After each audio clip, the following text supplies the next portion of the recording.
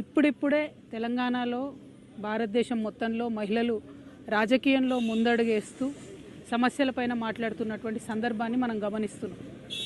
మహిళలు రాజకీయాల్లోకి వచ్చినటువంటి వారిని చాలా పరుషమైనటువంటి పదజాలంతో ఒక బాధ్యతాయుత పదవిలో ఉన్నటువంటి వ్యక్తులు విమర్శ చేస్తే మరి వాళ్ళు వచ్చేవాళ్ళు కూడా రాకుండా వెనక్కి తగ్గేటటువంటి పరిస్థితి ఉంటుంది. నా ఒక్కదాన్ని ఈరోజు ఎమ్మెల్సీ నవీన్ గారు, చింతపండు నవీన్ అలియాస్ తీన్మార్ మల్లన్న గారు ఎంత దారుణంగా మాట్లాడినరో తెలంగాణ ప్రజలందరూ చూసిండ్రు.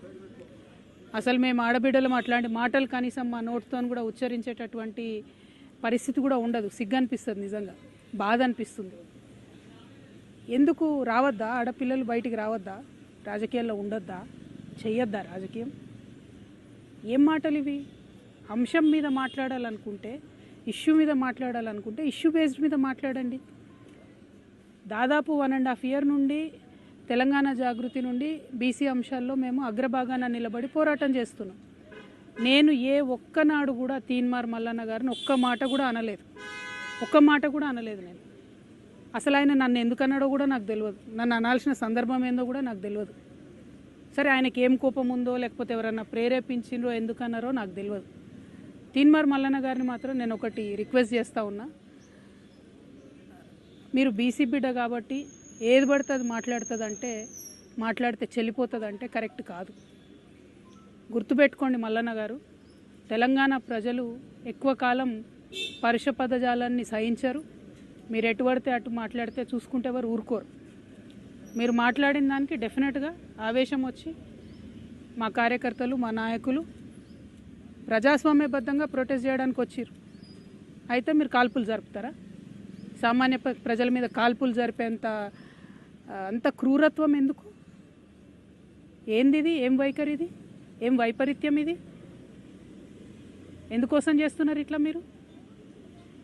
అంటే ఒక ఆడబిడ్డను ఎంత మాట పడితే అంత మాట అనేసి ఇది తెలంగాణ పదజాలం ఇట్లనే ఉంటుంది గట్లనే ఉంటుంది అని అంటే ఇది మీ టీవీ కాదు, మీరు మేకప్ వేసుకొని వేసే డ్రామా కాదు.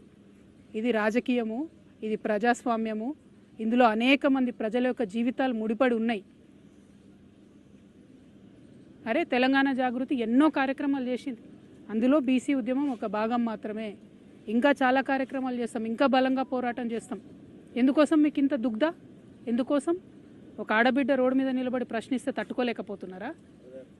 నాలాంటి వాళ్ళను కోట్లాది మందిని తయారు చేస్తా ఏమనుకుంటున్నారో మీరు? మేము అనుకుంటే, ఆడబిడ్డలు అనుకుంటే కనీసం ఇంట్లోకి వెళ్ళి బయటకు వెళ్ళలేరు. మీరు ఆలోచన చేసుకోవాలి మల్లన్న గారు. ఎవరి కోసం మాట్లాడుతున్నారు మీరు? నేను ఇవాళ రాష్ట్ర ముఖ్యమంత్రి గారిని కూడా అడుగుతున్నా. ఈ మల్లన్న గారు నిన్న మధ్యాహ్నం ఈ టైంకి ఈ మాట మాట్లాడితే ఇంతవరకు నేను ముఖ్యమంత్రి గారికి ఒక సహచర ఎమ్మెల్సీని ఇంతవరకు కనీసం ముఖ్యమంత్రి గారు మాట్లాడలే. ఆ రోజు వారి కుటుంబ సభ్యుల మీద మాట్లాడితే 2 ఆడపిల్లల్ని, యూట్యూబర్స్ని, జూనియర్ జర్నలిస్టులని పట్టుకపోయి మీరు జైల్లో పెడతారా? ముఖ్యమంత్రి గారు, నేను మిమ్మల్ని డిమాండ్ చేస్తూ ఉన్నా, మీరు తక్షణమే మల్లన్న గారిని అరెస్ట్ చేయకపోతే మల్లన్న గారితో ఈ మాటలు మాట్లాడించింది మీరే అని కూడా తెలంగాణ ఆడబిడ్డలు అందరూ అనుకునేటటువంటి పరిస్థితి వస్తుంది. మీ కుటుంబానికి ఒక న్యాయం, తెలంగాణ ఆడబిడ్డలందరికీ ఇంకో న్యాయం ఉంటుందా? ఎంత ఆవేదనగా మాట్లాడినారు ఆ రోజు అసెంబ్లీలో ముఖ్యమంత్రి గారు. మా ఆడబిడ్డలు అంటారా, మా కుటుంబాన్ని అంటారా అని. ఇవాళ నేను తెలంగాణ ఆడబిడ్డను కాదా? తెలంగాణ ఉద్యమంలో పనిచేయలేదా? తెలంగాణ బీసీల కోసం పనిచేస్తలేనా? తెలంగాణ అసెంబ్లీలో అంబేద్కర్ బొమ్మ పెట్టాలని దీక్ష చేయలేదా? ఎన్ని పనులు చేసినాం, ఎన్ని విషయాల్లో కొట్లాడినాం, ఎన్ని అంశాల్లో మాట్లాడినాం. ఇంకా మాట్లాడతాం. మాకు అవకాశం ఇస్తే ఆడబిడ్డలకి ఇంకా మాట్లాడతాం. ముఖ్యమంత్రి గారు నేను డిమాండ్ చేస్తూ ఉన్నా, ఎట్టి పరిస్థితుల్లో వెంటనే తీన్మార్ మల్లన్న గారిని అరెస్ట్ చేయాలి. మేము రేపు ఉమెన్స్ కమిషన్ కూడా వెళ్తాం, నేషనల్ ఉమెన్స్ కమిషన్ కూడా వెళ్తాం. ఇవాళ చైర్మన్ గారికి ఇచ్చిన రిప్రజెంటేషన్లో కూడా నేను అదే చెప్పిన. హౌస్ సెషన్లో లేదు కాబట్టి ప్రివిలేజ్ మోషన్ నేను మూవ్ చేయలేను, కాబట్టి ఎథిక్స్ కమిటీకి మీరు రిఫర్ చేయండి. అట్లానే చైర్మన్ గారికి డిస్క్రిషనరీ పవర్స్ ఉంటాయి, అంటే చాలా అసాధారణమైనటువంటి పవర్స్ ఉంటాయి. ఆ అసాధారణమైనటువంటి పవర్స్ యూజ్ చేసి తీన్మార్ మల్లన్న గారిని వెంటనే ఎమ్మెల్సీ నుండి సస్పెండ్ చేయమని కూడా నేను డిమాండ్ చేస్తూ ఉన్నాను. ఎందుకంటే ఒక బాధ్యతాయుతమైనటువంటి పదవిలో ఉన్న వ్యక్తులు నోరు చూసుకొని మాట్లాడాలి. మనని లక్షలాది మంది ప్రజలు గమనిస్తుంటారు. నాకు మాట్లాడరాక కాదు, నాకు భాష తెలియక కాదు, కానీ కంట్రోల్లో ఉండాలి, లిమిట్లో ఉండాలి, ప్రజాస్వామ్యబద్ధంగా ప్రశ్నించాలి. అది వదిలిపెట్టి మీరు ఏది పడితే అది మాట్లాడతామంటే మాత్రం మేము ఈడ ఊరుకోము.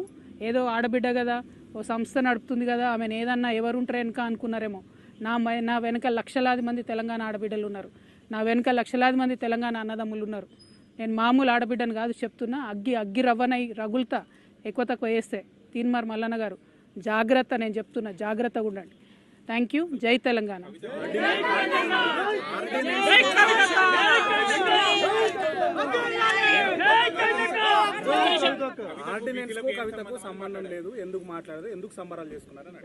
నేనేమంటున్నా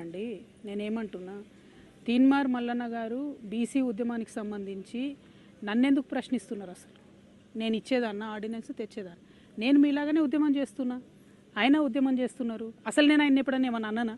ఆయన అంతటా ఆయన వచ్చి నా మీద ఎందుకు మాట్లాడుతున్నారు అంటే నాకు వ్యతిరేకులు ఎవరు ఆయనను ప్రేరేపిస్తున్నారా? అది ముఖ్యమంత్రి గారు ప్రేరేపిస్తున్నారా? ఎవరు ప్రేరేపిస్తున్నారు మరి? ఎందుకంటే ఈయన మాట్లాడి 24 గంటలు అయిపోతే ప్రభుత్వం కనీసం చర్య తీసుకోలే. మీ మీద ఒక ట్వీట్ పెడితే రాత్రికి రాత్రి చిన్నపిల్లల్ని ఎత్తుకపోయి జైల్లో పెడుతున్నారే. మీ మీద ఒక ఫేస్బుక్లో కమెంట్ పెడితే ముఖ్యమంత్రి గారు ప్రత్యేక బృందాలను పెట్టి వెతికి మరీ అరెస్ట్ చేస్తున్నారే. ఒక ఎమ్మెల్సీని, ఒక ఆడబిడ్డని. ఇదేనా మీరు తెలంగాణ ఆడబిడ్డలకు ఇచ్చే రక్షణ? అందుకే క్రైమ్ పెరిగిపోతున్నది. ముఖ్యమంత్రి గారు ఇంత అలుసుగా ఉంటున్నారు మహిళలను ఏమన్నా కూడా. కాబట్టి ఇక సాధారణ మహిళల పరిస్థితి ఏందండి? ఓ పదవిలో ఉన్న ఎమ్మెల్సీకే ఇటువంటి గతి ఉంటే ఈ రాష్ట్రంలో సాధారణ మహిళల పరిస్థితి ఏంటి చెప్పండి? ముఖ్యమంత్రి గారు చర్యలు తీసుకోవాలి. ఆయన తీన్మార్ మల్లన్నకి ఏం సంబంధం అండి? ఆయనని ఏమన్నా నేను అసలు ఎప్పుడు ఏమనలేదు. నేను ఇన్ని 1.5 years నుండి బీసీల కోసం కూడా ఒక్క సెకండ్ కూడా నేను ఆయన గురించి మాట్లాడలేదు. ఆయన ఎందుకు నా గురించి మాట్లాడాలి? First point.